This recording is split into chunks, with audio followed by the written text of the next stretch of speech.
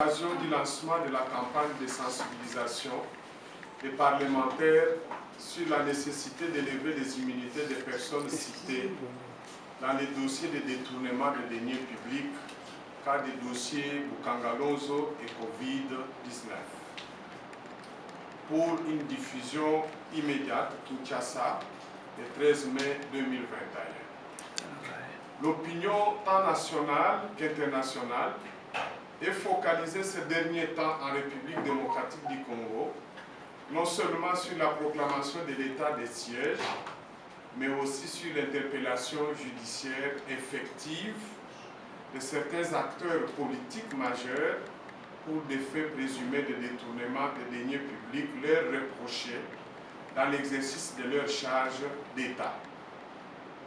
Malheureusement, le statut politique passé et actuel des acteurs politiques soupçonnés de malversations donne lieu à une polémique incompréhensible dans un état de droit où la redevabilité constitue une règle essentielle dans la gestion de la res publica. Bien que bénéficiant de la présomption d'innocence, les suspects tentent de se réfugier derrière les immunités parlementaires dont ils sont bénéficiaires alors que les instances judiciaires promettent d'instruire objectivement les dossiers les concernant sans parti pris, à charge et à décharge pour assurer la pleine, entière et effective application de la loi. La CAJ a toujours inscrit son action dans la lutte contre des poursuites abusives ou infondées.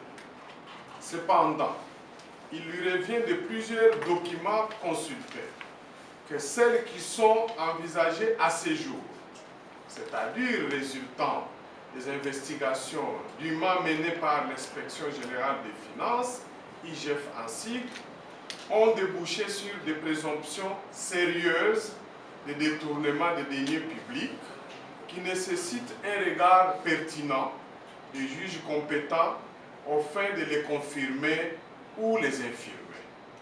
Il s'agit de dossiers notamment portant sur la gestion des fonds publics alloués au projet Bukangalonzo et à la riposte contre la pandémie à Covid-19.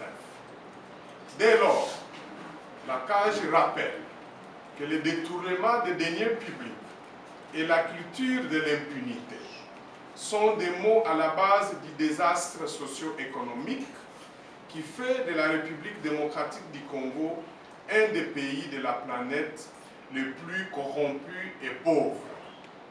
D'où la nécessité d'élever les immunités des auteurs présumés des actes suspendus en vue de contribuer à l'œuvre de la lutte contre l'impunité et démoralisation de la gestion publique. La CAJ encourage donc les responsables visés par les conclusions des enquêtes diligentées par l'IGF d'offrir toute leur coopération à la justice et de ne pas adopter une posture de défiance susceptible de jeter l'opprobre sur le pouvoir judiciaire congolais. Les refus pour les parlementaires d'élever les immunités dont sont couvertes les personnes suspectées constituerait un acte de complicité, de trahison à l'égard de la confiance que le peuple place en eux et surtout une participation active à la perpétuation de la misère des Congolaises et Congolais. La CAJ appelle ainsi le bureau du Sénat et l'Assemblée nationale à prioriser, avant la fin de la session de mars en cours, l'examen des demandes d'élever les immunités, leur soumises par le procureur général près la Cour constitutionnelle et le procureur général près la Cour de cassation. La CAJ va envoyer incessamment une lettre individuelle aux sénateurs et députés nationaux afin de les sensibiliser sur cette urgence. Ainsi fait à Kinshasa le 13 mai 2021. Je vous remercie.